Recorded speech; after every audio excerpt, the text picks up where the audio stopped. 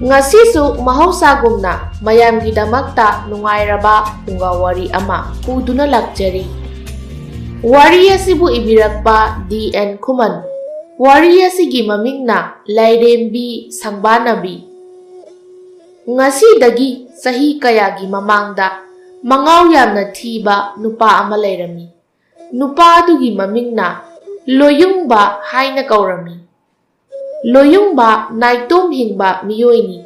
Magini haibada magi yumda lairiba haudong arangbi adu mangaire. Loyungba haithoi singthoiba misak amani. Aduga minung sisu yamna laiba sa san phawba luna tawjaba misakni.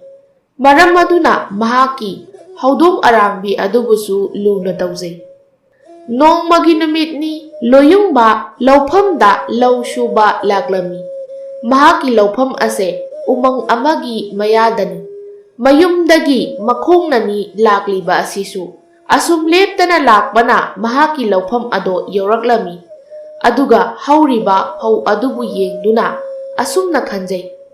O aigi lau asidi phaubu onthokna phakreda. Masi loklabadi chahi amadi kanagi mapantangdana ibuk thanna chabasu yarani. Mingnadi aise nupi thiba phanglaroi chuk charani na punsido kaina. Moinadi khangdri somda nupi leitribasidi. Khunja nupi khara leiribasisu mamit sepi na masoiba nupi ngakta. Kanade phau sidum yengkhigeda. Tanja aduda umang adondagi nungsiraba isay ama saklaklibado Loyungba tarami. Kanano ne umang sida isay saklibasibo? Aikhoigi khulgi nupiga oiridrane. Magi sayek asidi thamoy yawnabu palida. Kayada khoithum nariba khonjel none.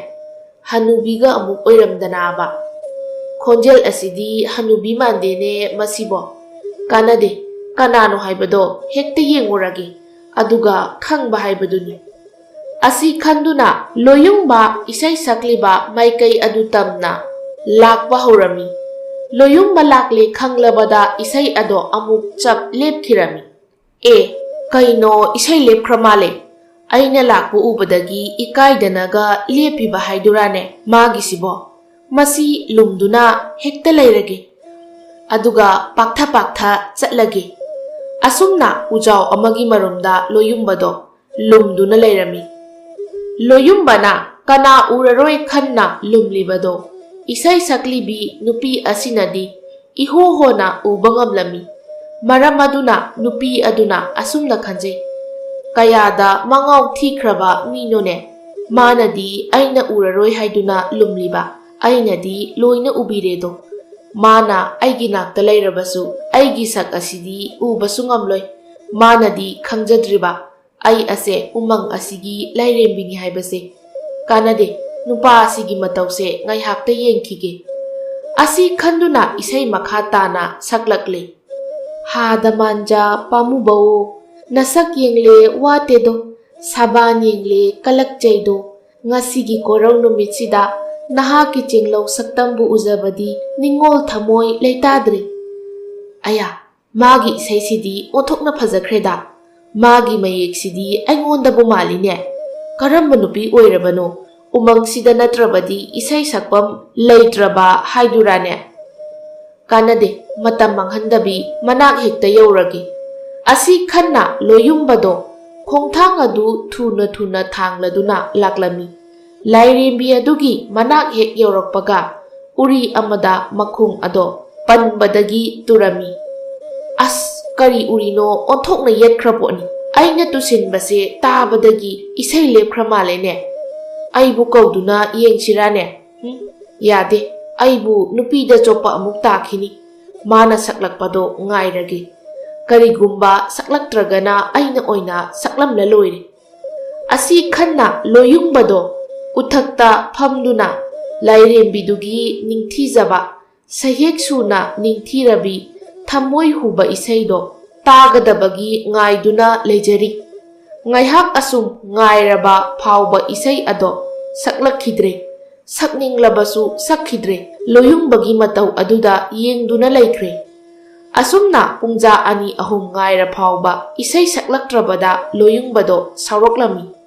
Kari nupinone ainadi magi khonjel taningbagi ngairi aduga saklaktene ma khaktana isai haibro aisu sakjinge sakhange bama.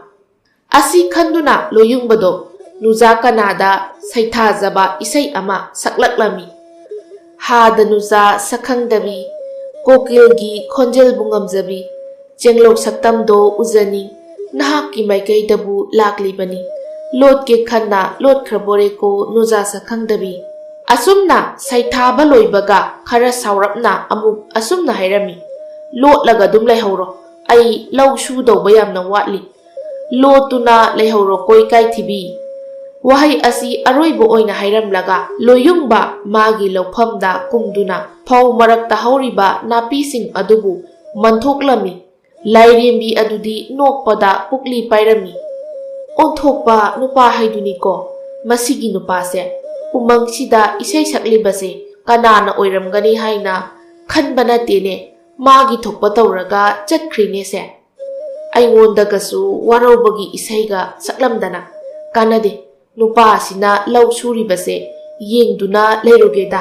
Lairembi adusu loyungbagi manakta laktuna phamlaga loyungbabu yengduna leirami. Loyungbasu machinda murum murum sonjei. Lawphamse mathangdi ai pairaroi asibu aingonda uro hairiba ma makhoimudusu angaubani he napina marolama pakhang punsise masigi lawsi ubada unsaga kuiraniba nupiga phamdau mandreba.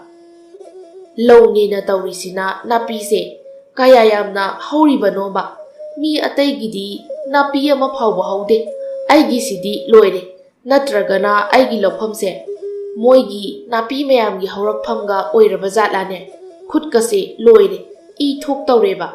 Asumna murum murum sonjei matam aduda Lairembi ado nungaitabsu phawjei aduga nokningbasu phawjei. Masigi nupase nupidawna isau yamna langeba. Nupina isau tawbadi mayam thengnakhre nupana isau tawbasidi mana ahanbani. Chumbudi chumliye magi waphamse magi lawphamse napisu onthokna yamkhrene hauribase mana mayumda kakhibaga magi lawphamda hauriba napi mayamse ahing amada sit nana phoibirage natrabadi chawbam isau mapise wabada loirani. Asumna lawngai hak suramlaba matung loyungba mayum tamna hankirami. Napi mayamdo phoinaba hotnabada waraba loyungbado iruluzaraga saka thongdaba makhai phamungda kaduna tumkhirami. Mathangi numitni loyungba ayuk nganna hogatuna chak thonglami. Chak thongba loibaga chak ado khara charaga khara amana yomduna labuk tamna amuk laklami. Asumna ngaihak laklaba matung labuk yauraduna ngaihak phamlami. Matam aduda ngarangi matawgumna Lairembi aduna isai sakpa hauраklami. Matam aduda loyungbado wabaga kawkhai khonjeldogi maikaida asum laklami. Ngarangi matawgum loyungbana umang hek yaubaga isai ado lepkhirami. Isai lepkhraba aduda loyungbado pothapham khanglamde. Loyungbagi thamoida asumna khanjei kanagi machabu oirigaba aina hek khanglakpadagi aigi khul asidadi isai sakpa haibi nupi amatasu leiba udri aduga umangsida sakliba asina kanabu oirigaba khonjelsu aduki matik ningthijei masaksu soidana phajaramgani adubu masak udriba asinine luribadi kanade thabak khara surubana phagani ai nupi ase thiraroige ma thiringai thabak su haudaba tare. Asi khanduna loyungbado lawphamda amuk laklaga napi phoinaba sem sarami. Matam aduda napi pambidi lairadana napi ama phawba leiba uramdi. Masa ado nongkhatlaga akoiba pumba yenglai. Matam adudasu napi haubagi mami taramde. Loyungba ngakladuna makhongna koibado chattuna yenglui. Matam adudasu napi amata hauba uramde. Loyungbado makhut khadangda thamlaga asumna khanjei. ꯑꯩꯒꯤꯁꯤꯕꯨ ꯃꯪꯂꯥꯅꯦ ꯅꯠꯇ꯭ꯔꯒ ꯇꯥꯏꯕꯪ ꯑꯣꯏꯗꯣꯏꯔꯥ? ꯉꯔꯥꯡꯗꯤ ꯂꯧꯕꯨꯛꯁꯦ ꯅꯥꯄꯤꯅ ꯆꯣꯟꯈꯩ ꯍꯧꯍꯧꯕꯅꯤ, ꯑꯗꯨꯒ ꯉꯁꯤꯅ ꯅꯥꯄꯤ ꯃꯀꯥ ꯑꯃ ꯐꯥꯎꯕ ꯎꯗꯕ, ꯅꯠꯇ꯭ꯔꯒ ꯃꯤꯇ꯭ꯔꯪ ꯇꯧꯔꯒ ꯑꯩꯒꯤ ꯃꯤꯠꯁꯤꯗ ꯎꯍꯟꯗ꯭ꯔꯤꯕ ꯍꯥꯏꯕꯗꯨꯔꯥ? ꯂꯣꯌꯨꯡꯕꯅ ꯈꯟꯖꯥꯅꯅ ꯂꯩꯕ ꯎꯔꯒ ꯂꯥꯏꯔꯦꯝꯕꯤꯗꯣ ꯂꯣꯌꯨꯡꯕꯒꯤ ꯃꯅꯥꯛꯇ ꯂꯥꯛꯇꯨꯅ ꯐꯝꯂꯝꯃꯤ, ꯑꯗꯨꯒ ꯂꯣꯌꯨꯡꯕꯒꯤ ꯃꯥꯏꯊꯣꯡ ꯑꯗꯣ ꯃꯤꯠꯀ ꯃꯤꯠꯆꯥꯅꯅ ꯌꯦꯡꯗꯨꯅ ꯂꯩꯔꯝꯃꯤ꯫ ꯂꯥꯏꯔꯦꯝꯕꯤ ꯑꯁꯤꯅ ꯌꯦꯡꯂꯤꯕꯁꯦ ꯂꯣꯌꯨꯡꯕꯅꯗꯤ ꯀꯔꯤꯁꯨ ꯎꯗꯕꯅ ꯀꯔꯤꯁꯨ ꯈꯪꯖꯔꯝꯗꯦ꯫ ꯑꯁꯨꯝꯅ ꯉꯥꯏꯍꯥꯛ ꯌꯦꯡꯂꯕ ꯃꯇꯨꯡ ꯂꯥꯏꯔꯦꯝꯕꯤꯒꯤ ꯊꯃꯣꯏ ꯑꯗꯣ ꯇꯅꯧ ꯇꯅꯧꯔꯛꯈꯤ꯫ ꯂꯣꯌꯨꯡꯕꯒꯤ ꯅꯨꯄꯥ ꯊꯣꯛꯄ ꯁꯥꯕꯥꯟ ꯃꯤꯠꯐꯝ ꯍꯣꯡꯉꯝꯗ꯭ꯔꯕ ꯁꯛꯇꯝꯗ ꯂꯥꯏꯔꯦꯝꯕꯤꯒꯤ ꯊꯃꯣꯏ ꯃꯐꯝ ꯃꯔꯥꯡ ꯈꯪꯈꯤꯗ꯭ꯔꯦ꯫ ꯑꯁꯨꯝꯅ ꯂꯣꯌꯨꯡꯕꯗ ꯈꯣꯏꯗꯥꯅ ꯌꯦꯡꯂꯤꯉꯩ ꯎꯃꯪ ꯃꯆꯤꯟꯗ ꯃꯀꯣꯟ ꯁꯥꯗꯨꯅ ꯂꯩꯔꯝꯕ ꯈꯣꯏꯔꯦꯟ ꯍꯥꯏꯕ ꯈꯣꯏ ꯑꯗꯨꯒꯤ ꯃꯀꯣꯟꯗ ꯎꯆꯦꯛ ꯑꯃꯅ ꯊꯦꯡꯂꯨꯕꯗꯒꯤ ꯀꯥꯏꯔꯗꯨꯅ ꯈꯣꯏ ꯃꯌꯥꯝ ꯑꯃ ꯎꯃꯪꯗꯨꯗꯒꯤ ꯄꯥꯏꯊꯣꯔꯛꯈꯤ꯫ ꯄꯥꯏꯊꯣꯔꯛꯂꯤꯕ ꯈꯣꯏ ꯃꯌꯥꯝꯗꯣ ꯂꯣꯌꯨꯡꯕꯁꯨ ꯎꯖꯍꯧꯗꯦ ꯋꯥꯈꯜꯗ ꯂꯨꯞꯂꯤꯉꯩ꯫ ꯃꯇꯝ ꯑꯗꯨꯗ ꯈꯣꯏꯔꯦꯟꯅ ꯂꯣꯌꯨꯡꯕꯒꯤ ꯃꯁꯥꯗ ꯈꯣꯏꯅ ꯆꯤꯛꯂꯛꯄ ꯑꯗꯨꯗ ꯂꯣꯌꯨꯡꯕꯗꯣ ꯈꯪꯄ꯭ꯔꯦꯛ ꯈꯪꯉꯤ꯫ ꯑꯌꯣ, ꯀꯔꯤꯅꯣ ꯆꯤꯛꯂꯤꯁꯤꯕꯣ? ꯏꯁ, ꯁꯤꯗꯤ ꯈꯣꯏꯅꯤꯗꯅ, ꯀꯩꯅꯣ ꯁ꯭ꯋꯥꯏꯁꯤꯗꯤ ꯈꯣꯏ ꯉꯥꯛꯇ ꯉꯥꯏꯔꯦ, ꯑꯩ ꯁꯣꯏꯗꯅ ꯁꯤꯕ ꯇꯥꯔꯦ, ꯆꯦꯜꯍꯧꯔꯒꯦ꯫ ꯑꯁꯤ ꯈꯟꯗꯨꯅ ꯂꯣꯌꯨꯡꯕꯗꯣ ꯆꯦꯟꯈꯤꯔꯝꯃꯤ꯫ ꯃꯇꯝ ꯑꯗꯨꯗ ꯈꯣꯏ ꯃꯌꯥꯝ ꯑꯗꯨꯅ ꯂꯣꯌꯨꯡꯕꯗ ꯇꯥꯟꯅꯔꯒ ꯆꯤꯛꯂꯝꯃꯤ꯫ ꯂꯥꯏꯔꯦꯝꯕꯤ ꯑꯗꯨꯁꯨ ꯍꯧꯖꯤꯛꯇ ꯋꯥꯈꯜ ꯇꯥꯔꯛꯏ꯫ ꯂꯥꯏꯔꯦꯝꯕꯤꯅ ꯋꯥꯈꯜ ꯇꯥꯔꯛꯄꯗ ꯂꯣꯌꯨꯡꯕꯗꯤ ꯎꯔꯝꯗꯦ꯫ ꯑꯁꯨꯝ ꯂꯩꯗꯨꯅ ꯌꯦꯡꯂꯨꯕꯗ ꯈꯣꯏ ꯃꯌꯥꯝꯅ ꯆꯤꯛꯂꯤꯕꯗꯣ ꯎꯔꯝꯃꯤ꯫ ꯂꯣꯌꯨꯡꯕꯁꯨ ꯈꯣꯏ ꯃꯌꯥꯝꯅ ꯆꯤꯛꯄ ꯑꯗꯨꯒꯤ ꯆꯩꯅꯥꯈꯣꯜ ꯃꯌꯥꯝꯗꯨꯅ ꯋꯥꯈꯜ ꯃꯥꯡꯂꯒ ꯂꯩꯃꯥꯏꯗ ꯇꯥꯈꯤꯔꯝꯃꯤ꯫ ꯂꯥꯏꯔꯦꯝꯕꯤ ꯑꯗꯨꯁꯨ ꯈꯨꯗꯛꯇ ꯂꯣꯌꯨꯡꯕꯒꯤ ꯃꯅꯥꯛꯇ ꯄꯥꯏꯔꯛꯇꯨꯅ ꯂꯣꯌꯨꯡꯕꯒꯤ ꯐꯤꯚꯝ ꯌꯦꯡꯂꯝꯃꯤ꯫ ꯃꯇꯝ ꯑꯗꯨꯗ ꯃꯁꯥꯗꯣ ꯈꯣꯏꯔꯦꯟꯅ ꯆꯤꯛꯄꯒꯤ ꯃꯊꯥ ꯄꯣꯝꯗꯨꯅ ꯂꯩꯕ ꯎꯔꯝꯃꯤ꯫ ꯃꯗꯨ ꯎꯕꯗꯒꯤ ꯂꯥꯏꯔꯦꯝꯕꯤꯗꯣ ꯇꯁꯦꯡꯅ ꯊꯃꯣꯏ ꯀꯥꯏꯕ ꯍꯥꯏꯕꯗꯣ ꯑꯣꯏꯔꯝꯃꯤ꯫ ꯃꯔꯝ ꯑꯗꯨꯅ ꯈꯣꯏꯔꯦꯟꯁꯤꯡꯗ ꯑꯁꯨꯝꯅ ꯍꯥꯏꯔꯝꯃꯤ, ꯇꯥꯎ ꯈꯣꯏ ꯃꯌꯥꯝ, ꯅꯈꯣꯏꯅ ꯆꯤꯛꯂꯨꯔꯤꯕ ꯅꯨꯄꯥ ꯑꯁꯤꯗꯒꯤ ꯅꯈꯣꯏꯅ ꯃꯍꯨ ꯑꯗꯣ ꯈꯨꯗꯛꯇ ꯂꯧꯊꯣꯛꯎ꯫ ꯂꯥꯏꯔꯦꯝꯕꯤ ꯑꯩꯅ ꯃꯍꯥꯛꯀꯤ ꯃꯇꯧ ꯌꯦꯡꯂꯤꯕꯅꯤ, ꯈꯨꯗꯛꯁꯤꯗ ꯃꯍꯨ ꯄꯨꯝꯕ ꯆꯤꯡꯊꯣꯛꯎ꯫ ꯑꯁꯨꯝꯅ ꯍꯥꯏꯕꯗꯒꯤ ꯈꯣꯏ ꯃꯌꯥꯝꯗꯨꯒꯤ ꯃꯍꯨ ꯑꯗꯣ ꯆꯤꯡꯊꯣꯛꯈꯤ꯫ ꯂꯣꯌꯨꯡꯕꯒꯤ ꯃꯁꯥꯗ ꯈꯣꯏꯒꯤ ꯃꯍꯨ ꯌꯥꯎꯗ꯭ꯔꯕꯗ ꯋꯥꯈꯜ ꯇꯥꯔꯛꯇꯨꯅ ꯃꯃꯤꯠ ꯄꯥꯡꯊꯣꯔꯛꯂꯤ꯫ ꯀꯩꯅꯣ ꯑꯩꯅ ꯑꯣꯏꯔꯤꯕ ꯐꯤꯚꯝꯁꯤꯕꯣ? ꯍꯧꯖꯤꯛꯇ ꯈꯣꯏ ꯃꯌꯥꯝꯅ ꯆꯤꯛꯄꯗꯒꯤ ꯋꯥꯈꯜ ꯃꯥꯡꯂꯨꯔꯕ ꯑꯩꯁꯦ ꯀꯔꯝꯅ ꯑꯃꯨꯛ? ꯑꯁꯨꯝꯅ ꯉꯛꯇꯨꯅ ꯂꯩꯔꯝꯃꯤ꯫ ꯂꯣꯌꯨꯡꯕ ꯂꯧꯐꯝꯗ ꯆꯠꯇꯅ ꯃꯌꯨꯝꯗ ꯑꯣꯏꯅ ꯍꯜꯂꯛꯇꯨꯅ ꯉꯁꯥꯏ ꯂꯧꯐꯝꯗ ꯄꯨꯔꯛꯈꯤꯕ ꯆꯥꯛ ꯑꯗꯨ ꯆꯥꯔꯒ ꯁꯤꯡ ꯑꯀꯪꯕ ꯈꯔ ꯈꯥꯏꯔꯝꯃꯤ꯫ ꯑꯗꯨꯒꯤ ꯃꯇꯨꯡ ꯅꯨꯃꯤꯠ ꯇꯥꯈ꯭ꯔꯗꯨꯅ ꯇꯨꯝꯅꯕ ꯁꯦꯝ ꯁꯥꯔꯝꯃꯤ꯫ ꯑꯁꯨꯝꯅ ꯊꯥ ꯈꯔꯒꯤ ꯃꯇꯨꯡ ꯂꯧ ꯈꯥꯎꯕ ꯌꯩꯕ ꯌꯥꯎꯅꯔꯦ, ꯑꯗꯨꯕꯨ ꯂꯣꯌꯨꯡꯕꯒꯤꯗꯤ ꯈꯥꯎꯕ ꯍꯧꯗ꯭ꯔꯤ꯫ ꯂꯣꯌꯨꯡꯕ ꯃꯁꯥ ꯉꯝꯗꯕꯗꯒꯤ ꯂꯧ ꯈꯥꯎꯕ ꯀꯨꯝꯗꯕꯅꯤ, ꯑꯗꯨꯕꯨ ꯂꯧꯊꯪꯅꯕꯒꯤ ꯃꯥꯝꯃ ꯈꯣꯏꯃꯨꯅ ꯂꯣꯌꯨꯡꯕꯗ ꯑꯁꯨꯝꯅ ꯍꯥꯏꯔꯝꯃꯤ, ꯂꯣꯌꯨꯡꯕ, ꯅꯍꯥꯛꯀꯤ ꯂꯧꯗꯣ ꯈꯥꯎꯕ ꯌꯥꯔꯦ꯫ ꯉꯁꯤ ꯍꯌꯦꯡꯁꯤꯗ ꯈꯥꯎꯍꯧꯗ꯭ꯔꯕꯗꯤ ꯐꯧ ꯑꯌꯥꯝꯕꯗꯤ ꯂꯧꯐꯝꯗ ꯂꯣꯏꯅ ꯀꯦꯟꯗꯨꯅ ꯃꯥꯡꯈ꯭ꯔꯅꯤ꯫ ꯃꯥꯝꯃꯒꯤꯁꯨ ꯉꯁꯤꯗꯒꯤ ꯈꯥꯎꯕ ꯍꯧꯔꯕꯅꯤ, ꯅꯪꯒꯤꯗꯣ ꯈꯥꯎꯅꯕ ꯇꯧꯔꯣꯀꯣ꯫ ꯋꯥꯍꯩ ꯈꯔ ꯑꯁꯤ ꯍꯥꯏꯔꯝꯂꯒ ꯈꯣꯏꯃꯨ ꯆꯠꯈꯤꯔꯝꯃꯤ꯫ ꯈꯣꯏꯃꯨ ꯆꯠꯈ꯭ꯔꯕꯗ ꯂꯣꯌꯨꯡꯕꯗꯣ ꯋꯥꯈꯜ ꯑꯃ ꯈꯟꯖꯔꯝꯃꯤ, ꯑꯩꯕꯨ ꯂꯧꯐꯝꯗ ꯑꯃꯨꯛꯇ ꯆꯠꯂꯨꯔꯁꯤꯔꯥꯅꯦ?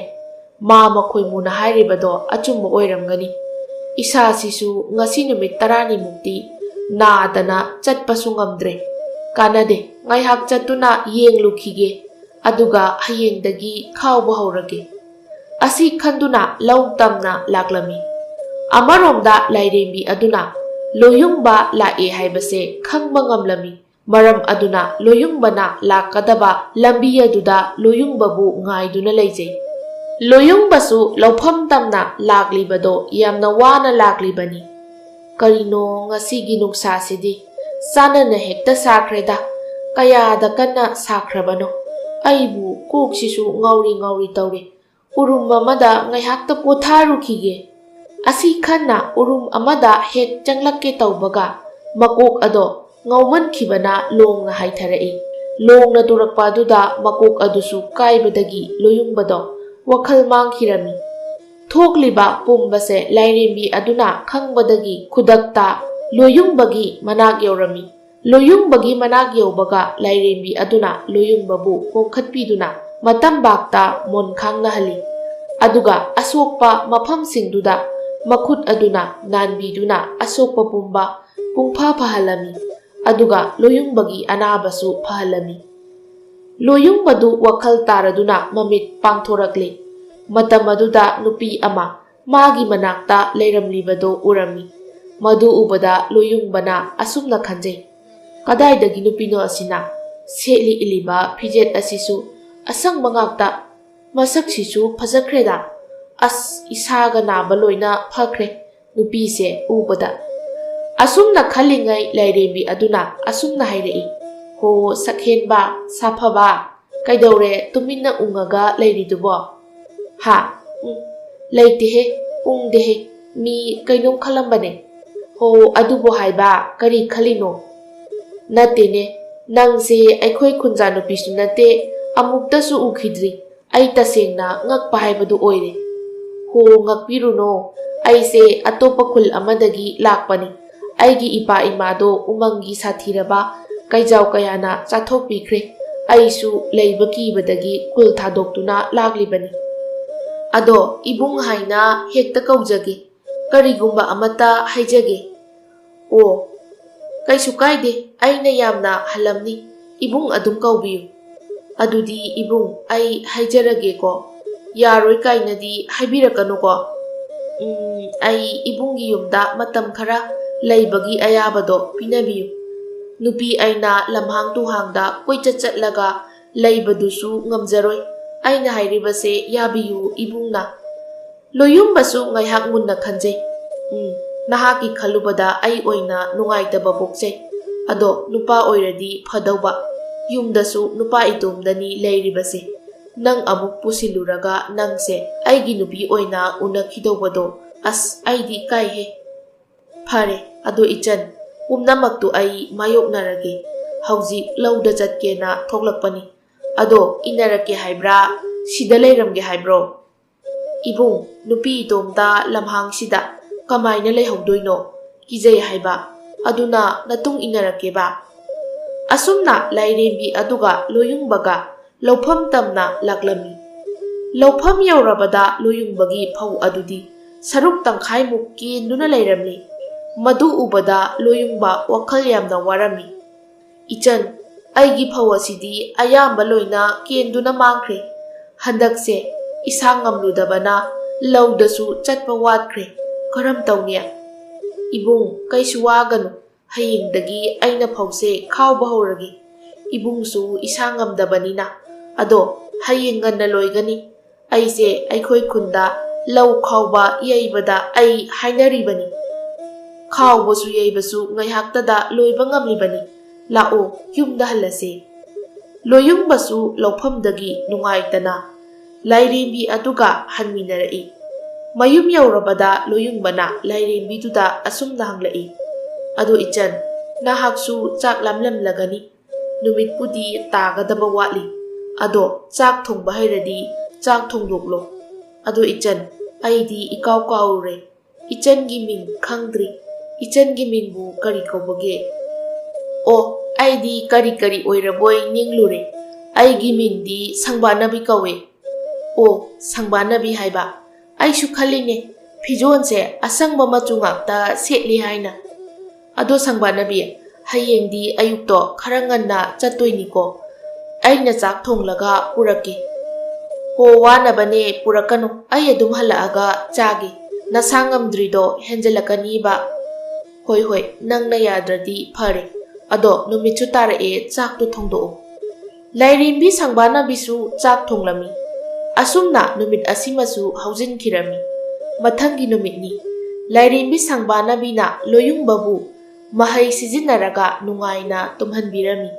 Adugi matung loyungbagi lauda laktuna. Lau loina khawrami.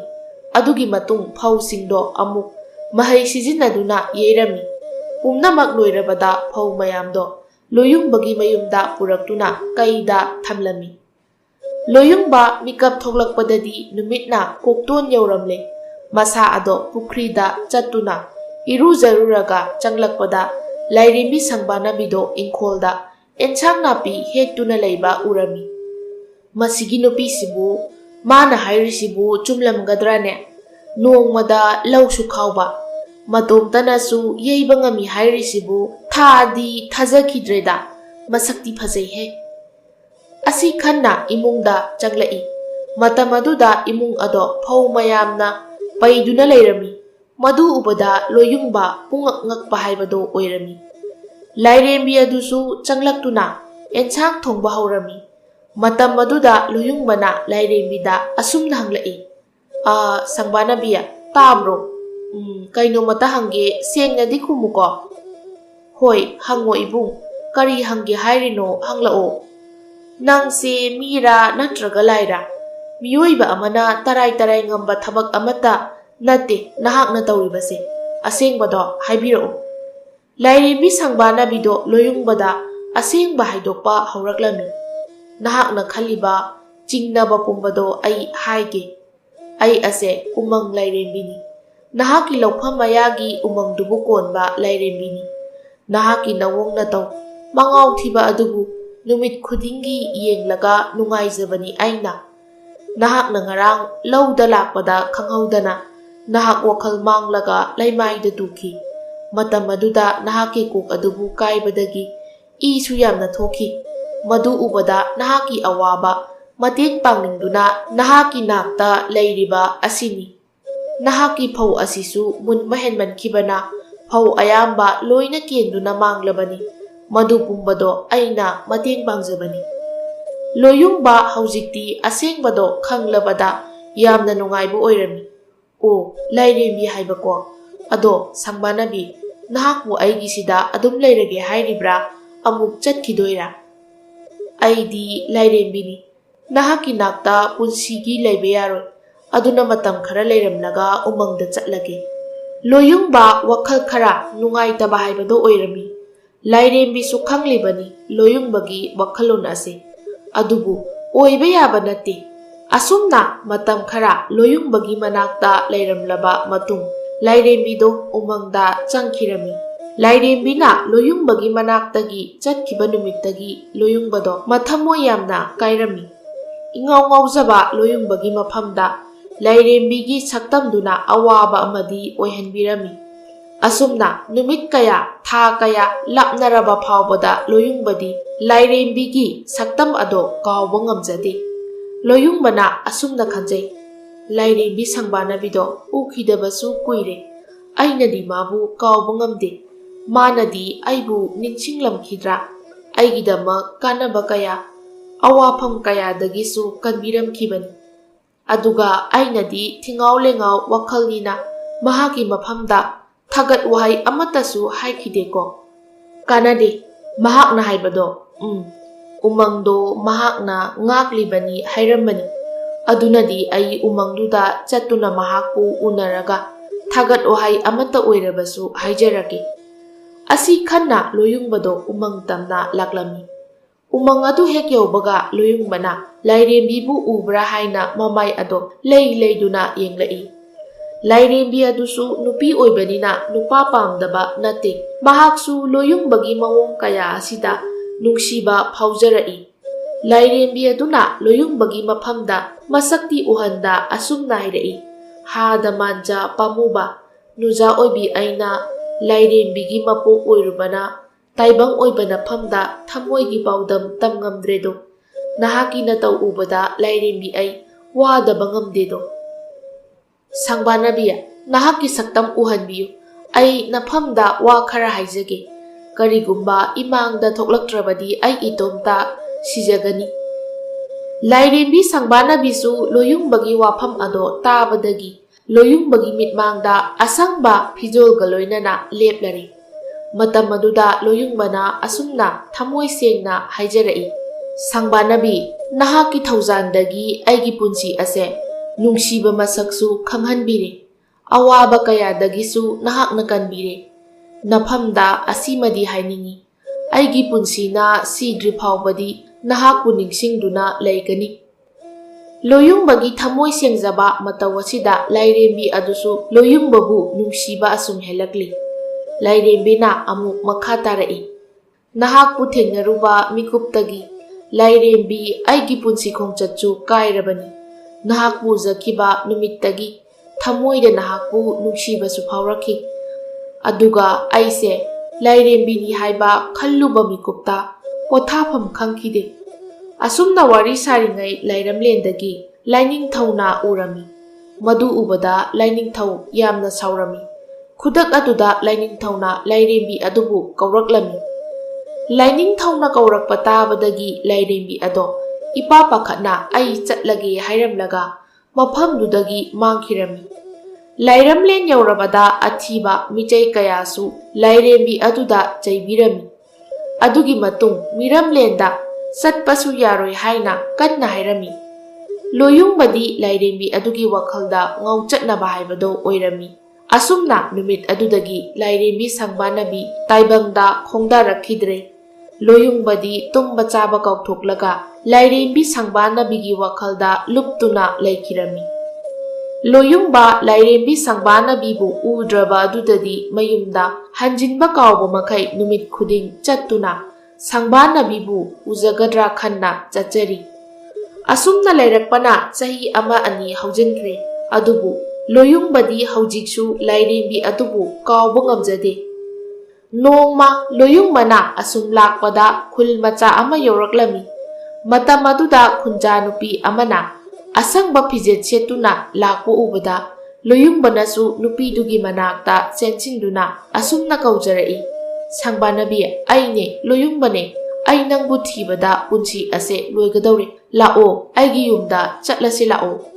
Karinone kai nupano ai Sangbannabi nate kadaidagi Sangbannabi no aigi khudanga paidana. Asi hairaga nupi aduna Loyungbagi mamaida khupakna tharami. Pumnamak ase Lairepakta lairiba Lairembi Sangbannabi nadi pumnamak urami. Loyungbagi matau ubada Lairembi ado ahing khuding kapjaduna lairi. Lairembi Sangbannabigi matau asi khoyumlai kayanasu yengba ngamnadre. Lairembi asigi thamoi sokpa matau ase khoyumlai pakhangna phawba ubada thamoi kairami. Nongmagi numitni mapa Lainingthauna Lairembi ado kausinduna wafam khara hairami. Imomgi thamoi kaiba ase Lairebak asida lairiba khoyumlai kayanasu nungaitaba phawnare. Nahaki thamoi kaiba aduda khoyumlai pakhang phawba thamoi kairedo imomna ninglibado ipana soidana ningba thungalagani. Kappadoklo imom. Imomna kappagi mahutta imomgi thamoigi paudamdo ipadasu tammudo ipasu tagi imom. Lairembi Sangbannabi kapna asumna hairai. Ipa Lainingthau pumnamaki mapu oiba ipanasu henna khanglamgani. Taibang oiba mahakna wakhal lamangnana angawbagi matawgum nungti numit khudingi lelibase ipasu khanglibani. Namom ai taibang oiba mahaki punsi mahing ase yengba ngamjadre.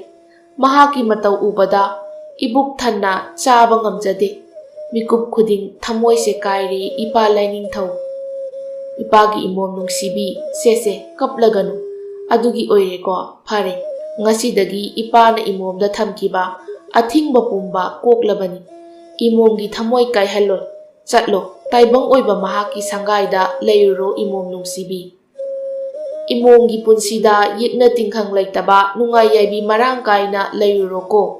Aduga imom olakpa sahida Lairamlenda taibang oiba mahakka loinana khoyum layamgi kumai yaurakhoko imom.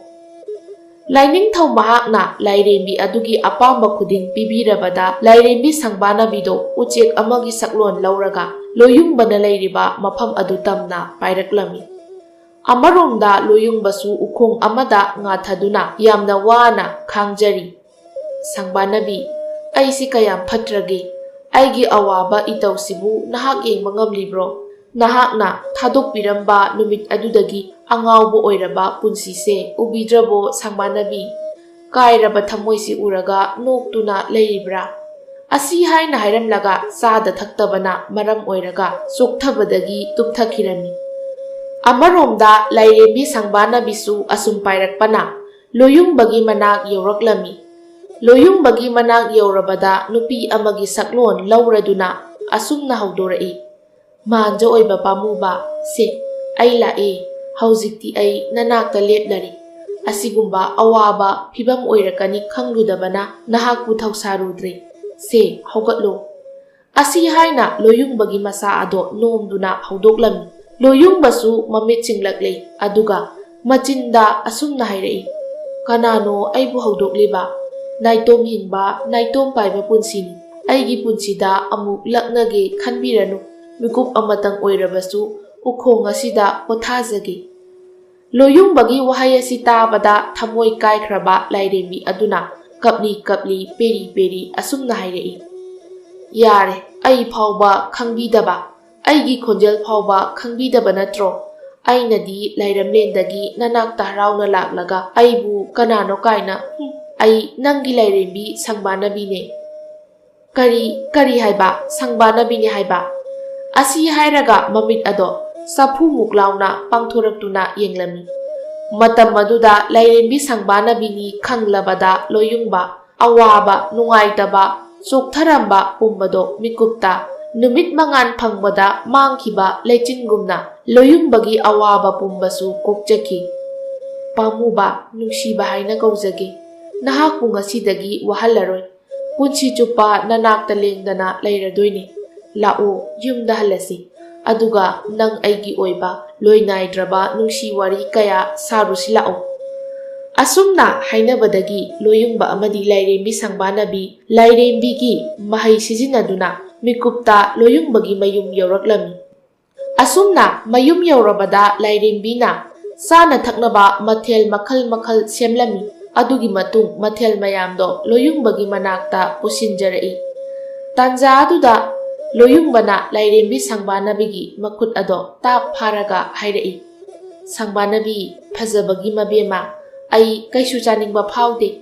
Nahaki awatpa leita ningthijabi maithong ase asi khaktani mangau thiba loyungbana yengninglibase.